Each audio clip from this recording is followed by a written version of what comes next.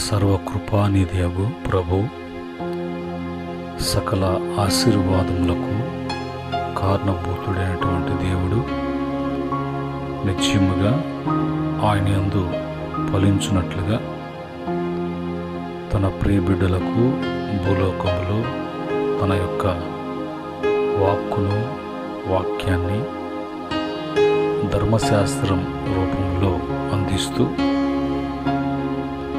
తన బిడ్డలు చేస్తున్నటువంటి ప్రతి పనిలో కూడా సఫలపరిచేటువంటి దేవుడిగా తిరిగి మన జీవితాలలో మరొక కృపా దినాన్ని, మరొక కృపా వాక్యాన్ని, మరొక కృపా వాక్య ధ్యానంలోకి పోవటానికి ప్రభు మనలను సజీవుల లెక్కలో ప్రభు జ్ఞాపకం చేసుకున్నారు.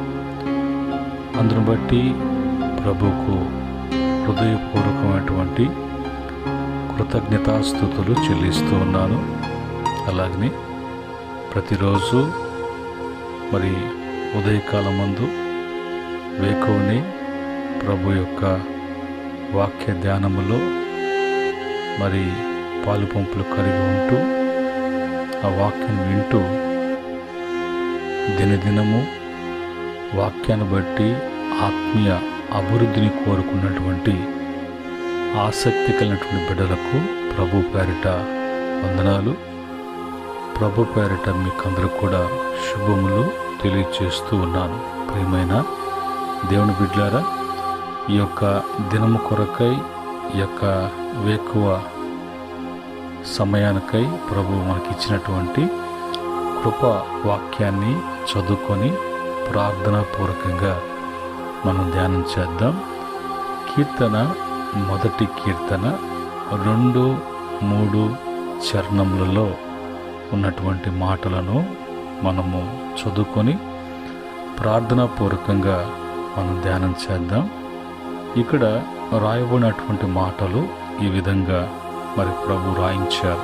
ఏంటి ఆ మాటలు అనంటే, యెహోవా ధర్మశాస్త్రమునందు ఆనందించుచు దివారాత్రములో దానిని ధ్యానించువాడు ధన్యుడు. అతడు నీటి కాలువల యోరన నాటబడినదై ఆకు వాడక తన కాలమందు ఫలమిచ్చు చెట్టు వలె ఉండును. అతడు చేయునదంతయు సఫలమగును. పరిశుద్ధుడా, మహోన్నతుడా, సర్వశక్తిమంతుడా, ఈ సమయంలో దాసు మరుగుపరిచి ప్రభు మీరు మాట్లాడండి, వివరించి మాట్లాడండి.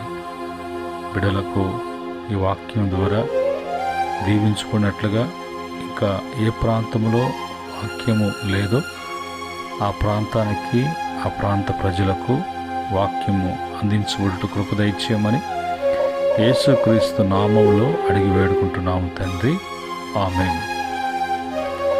ఇక్కడ మనము చదువుకున్నటువంటి మాటలలో ప్రభు పైన మొదటి చరణములో మరి 3 స్నేహాలు మనకు పనికిరావు, వాటి వలన మనము సంతోషించలేము,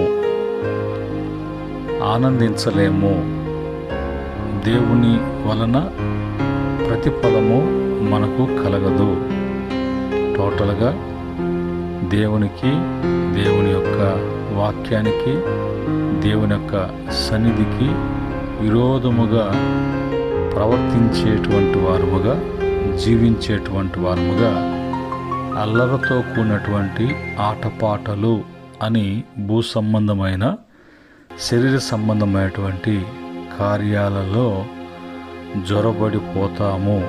జాగ్రత్త, దాని వలన నష్టపోతావు అనేది మొదటి మరి ఉన్నటువంటి చరణంలో మాటలు.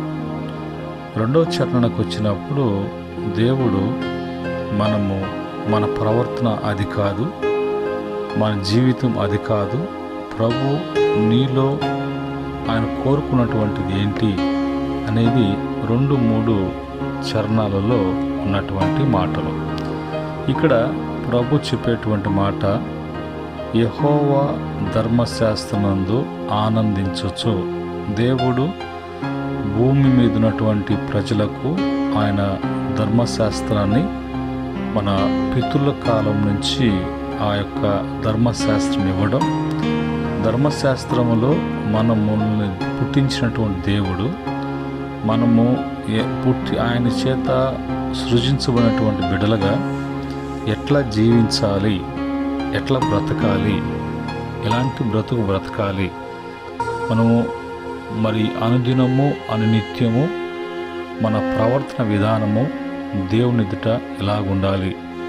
ఆయన నిన్ను సృజించి పుట్టించి పెంచేవాడుగా, పోషించేవాడుగా, క్షేమం కలిగించే దేవుడిగా నీవు మరి ఉండాలి అని అంటే ఈ యొక్క ధర్మశాస్త్రాన్ని ఇచ్చినటువంటి విధులను, కట్టడలను, ఆజ్ఞలను, హెచ్చరికలను అవి తూచా తప్పకుండా మరి మనం పాటించే వాళ్ళముగా, అనుసరించేటువంటి వారంగా ఆ విధంగా కొనసాగించడం విషయంలో ఒక ఆనందము అంటే ఆ మనసు ఉండాలి, ఆ ఆశ అనేది ఉండాలి.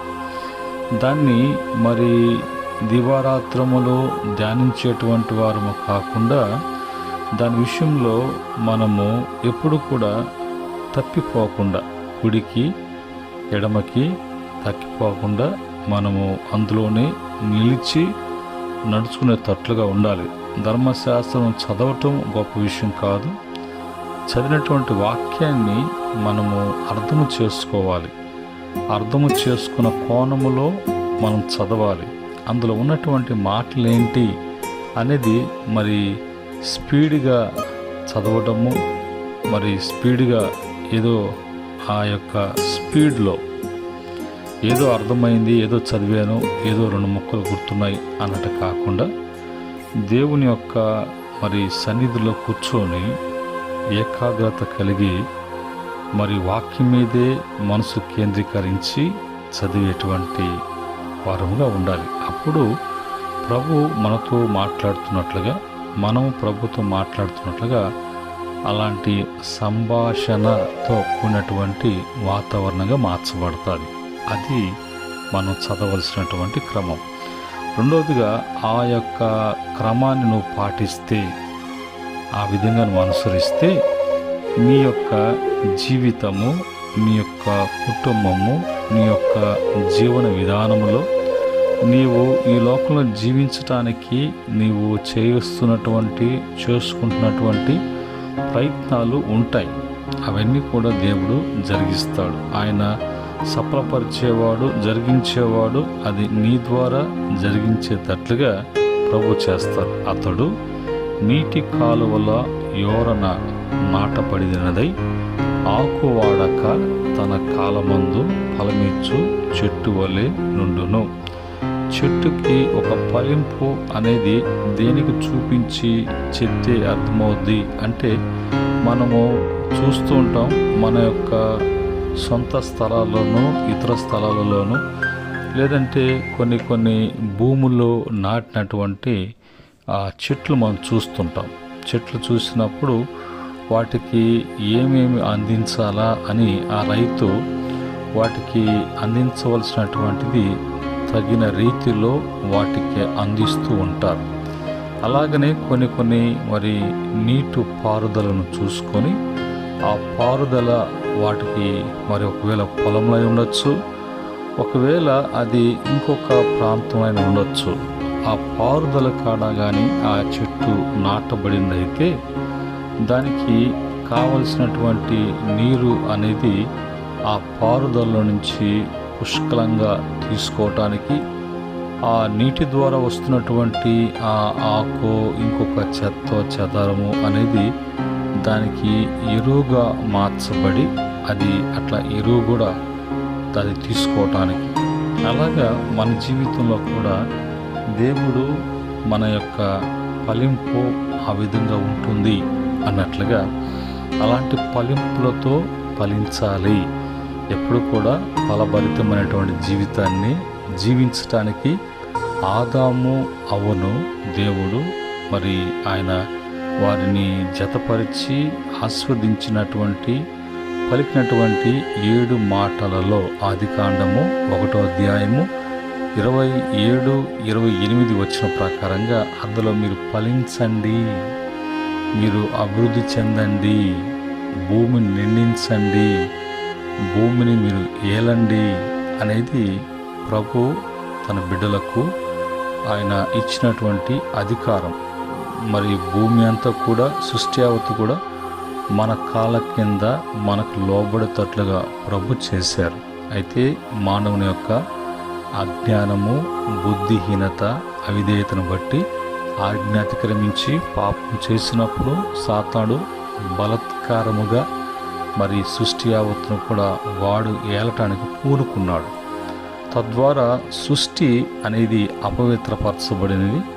సృష్టి అనేది శపించబడి ఒకదానికి పొందిక లేకుండా అది మరి ఆ ఫలింపు అనేది ఫలించటము అనేటిది ఆ విధంగా అది మరి ఆగిపోయినట్లుగా మనం చూస్తున్నాం. కనుక ఈరోజు ప్రభు మనలను సఫలపరిచేటువంటి దేవుడిగా ఉన్నాడు.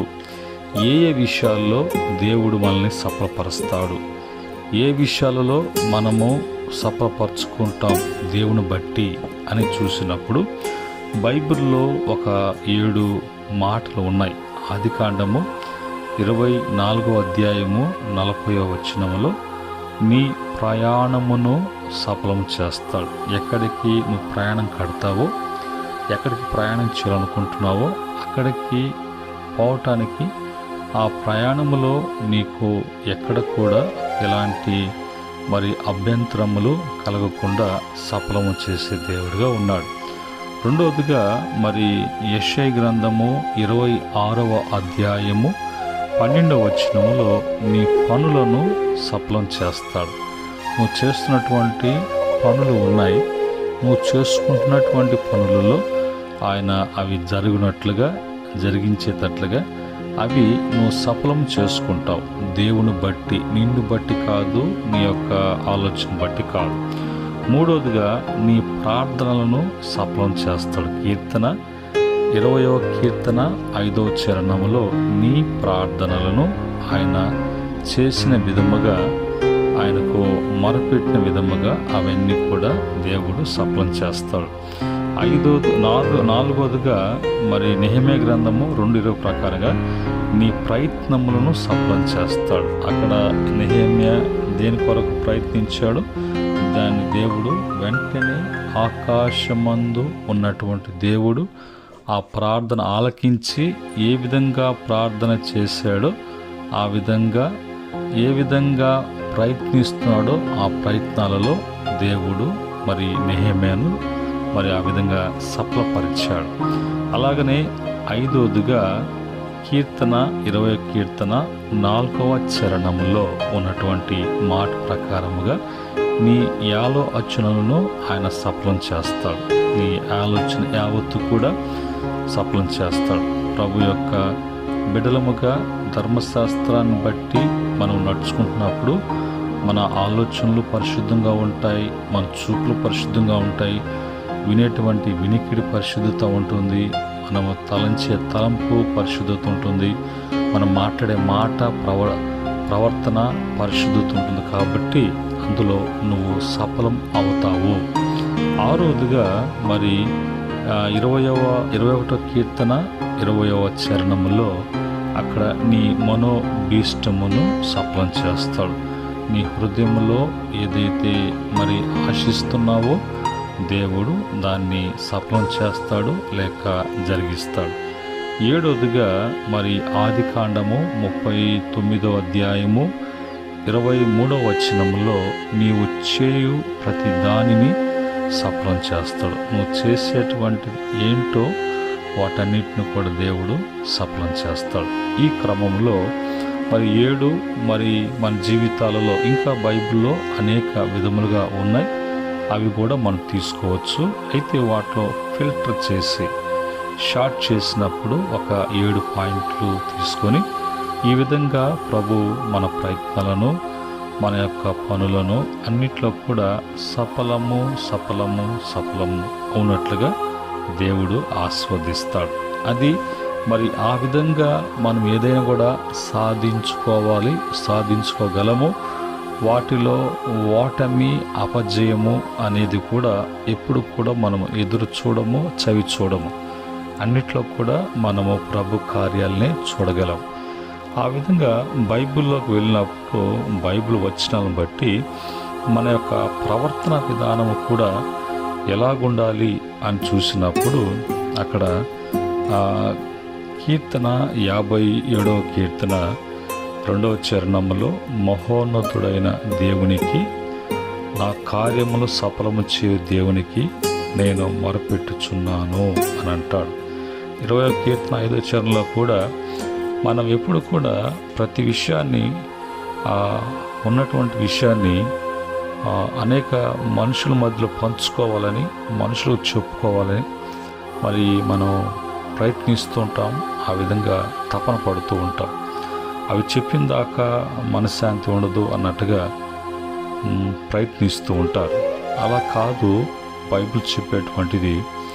మనము ప్రభువుకు చెప్పుకోవాలి, ఆయనకు మొరపెట్టుకోవాలి. ఆయనకు ప్రార్థన చేస్తున్నప్పుడు ఇవన్నీ మనం చెప్తున్నప్పుడు ప్రభు ఆయన ఆలకిస్తాడు. ఎందుకంటే నీవు దేవునికి చెప్పుకుంటున్నావు, మనుషులకు చెప్పుకోవట్లేదు. నీ బాధ అనేది ఆయన అర్థం చేసుకుంటాడు, మనుషులు అర్థం చేసుకోరు. నీ కష్టం ఏందో, నీ ప్రయాసం ఏందో, నీకున్నటువంటి అవసరం ఏందో అనేది సృష్టికర్త, నేను సృజించిన దేవుడు ఆయన ఎరిగి ఉంటాడు. కానీ మనుషులకు అది పట్టినట్టుగా అది తోబుట్టువై ఉండొచ్చు. ఒకవేళ మరి వాళ్ళు ఏ రకమైనటువంటి బంధుత్వం, బాంధవ్యం కలిగినటువంటి వారైనా ఉండొచ్చు. రెండవదిగా మరి సామెతల గ్రంథము 16వ అధ్యాయం 3వ వచనములో, నీ పనుల భారము యెహోవా మీద నుంచుము, అప్పుడు నీ ఉద్దేశములు సఫలమగును. భారము అనేది నువ్వు భరించాలని ప్రభు చెప్పట్లేదు. ఆ భారము అని తొలగించి నీ భారము బాధ్యత ఆయన వహిస్తున్నాడు. అలాంటిది కాదు నేను వహిస్తాను అన్నప్పుడు అది నీకు అన్నీ భారమే. ఆయన అంటాడు, చూడుము నా అరచేతుల మీద నేను చెక్కుని అన్నాను, నిశ్చయముగా నీ ప్రాకారం ఎదుట ఉన్నవి. తల్లి తన బిడ్డలు మరుచునా, ఒకవేళ మరుస్తారేమో కానీ నేను మరిచే దేవుని కాదు. నేను సృజించిన దేవుడు నేనే, నిన్ను సంకనెత్తుకొని ముదిమి వచ్చు వరకు నడిపించువాడు నేనే, నేను కలుగు చేసిన వాడు నేనే, నేను భరించువాడు కూడా నేనే అని ప్రభు అంటాడు. ఇంతగా క్లియర్గా ప్రభు మనకు తెలియచేస్తున్నా కూడా ప్రతిదీ కూడా నేను నేను నేను అన్నట్టుగా, నా చేతుల మీదుగా, నా పెత్తనము కింద అన్నట్టుగా ప్రయత్నాలు చేస్తూ ఉంటారు. అలాగా ఎక్స్పోజ్ చేస్తూ ఉంటారు మనుషులలో. అలాంటి వారికి తిప్పలు తప్పవు అనేది తెలుసుకోవాలి. అలాగనే మరి మన జీవితంలో దేవుని యొక్క బిడ్డలముగా మనము ఎలాగుండాలి, మరి సఫలం కావాలి అంటే 3వ మాట కాడకు వచ్చినప్పుడు కొలస్సీ పత్రిక 1వ అధ్యాయం 10వ వచనములో మరి 7 నుంచి 17 వరకు అధ్యాయం మొత్తం కూడా మనం స్టడీ చేసినప్పుడు, రీడ్ చేసినప్పుడు అక్కడ మనకు అర్థమవుతాయి. ఇది ఒక్క రెఫరెన్సే చదువుతున్నాం కాబట్టి అంత చదివితే మనకి అవగాహనలోకి వస్తుంది. ఏంటి అని అంటే, ఆయన చిత్తమును సంపూర్ణంగా గ్రహించిన వారిని ప్రతి సత్కార్యములో, మంచి కార్యములలో సఫలము లగుచు. మంచి కార్యాలకు మనము ఎప్పుడు కూడా సత్కార్యాలు చేసేటువంటి వారముగా, మంచి కార్యాలు చేసేటువంటిగా ఉండాలి. కానీ ఎప్పుడు కూడా మనము చెడు కార్యాలకు, చెడు యొక్క మార్గాలకు ఎప్పుడు కూడా ప్రాధాన్యత ఇవ్వకూడదు. ప్రతి సత్కార్యములో లగుచు దేవుని విషయమై జ్ఞానమందు అభివృద్ధి పొందుచు అన్ని విషయములలో ప్రభువును సంతోషపరచున్నట్లుగా మన ప్రవర్తన ఆయన మనలను కలుగు చేసిన దాన్ని బట్టి మన యొక్క సత్ప్రవర్తన ద్వారా ప్రభుని సంతోషపరిచేటువంటి వారముగా మనము జ్ఞానము కలిగి జ్ఞానములో అభివృద్ధి చెందేటువంటి వారముగా ప్రభువుని మనము ఎప్పుడైతే అలాగా మనము మంచి ప్రవర్తన చేత ప్రభుని సంతోషపరుస్తూ ఉంటామో ఆ సత్కార్యాలను బట్టి మనము సఫలులు అవుతారు. మనము మన కార్యాలు సఫలపరుచుకుంటాం. ఆ తర్వాత మాట చూసినప్పుడు 2వ దినవృత్తాంత గ్రంథాలు 15వ అధ్యాయము 7వ వచనములో అక్కడ రాయబడినటువంటి మాటలు ఏంటంటే, కాగా మీరు బలహీనులు కాక ధైర్యము వహించుడి, మీ కార్యము సఫలమగును. మనము అనేక సందర్భాలలో దేవుని చూడము, దేవుని వైపు తిరగము. ఫస్ట్ మనం చేసేటువంటిది లోకాన్ని చూస్తాము, మనుషులను చూస్తాము, వారి యొక్క క్రియలు అలవాట్లని చూస్తాం. వాళ్ళ యొక్క ఆచారాలకు మనము ఆకర్షించబడి అందులోకి మనము ప్రవేశించేటువంటి వారంగా, మనం పాలుపంపులు కలిగేటటువంటి వారంగా మన మనసు వాళ్ళ మనసులతో కలిసిపోయే విధముగా ఆలోచన చేస్తారు. అలాంటివి నిన్ను బలహీనపరచచ్చు. అందును బట్టి నువ్వు బలహీనము కావచ్చు. దాన్ని బట్టి నీ కార్యాలు సఫలము కాకుండా పోవచ్చు. కనుక బైబిల్ చెప్పేటువంటి మాట, దేవుని వాక్యము ఈ విధంగా మనకి చెప్తుండగా మనము ఏ విషయంలో కూడా బలహీనం కాకుండా, అపవిత్రం కాకుండా మనము జాగ్రత్త పరుచుకున్నప్పుడు మన కార్యాలని దేవుడు సఫలపరుస్తాడు. అలాగనే 138వ కీర్తన 8వ చరణం 6-7 చదివినా కూడా అక్కడ దీనుల విషయంలో అక్కడ మొదటి 6వ చరణంలో ఆ దీనుల గురించి చెప్తూ, యెహోవా నా పక్షమున కార్యము సఫలం చేయను. ఎందుకు చేస్తాడంటే దేవుని ఎదుట అతను ఒక దీనుడిగా తగ్గించుకున్నాడు కాబట్టి నా పక్షంగా కార్యము సఫలం చేయను.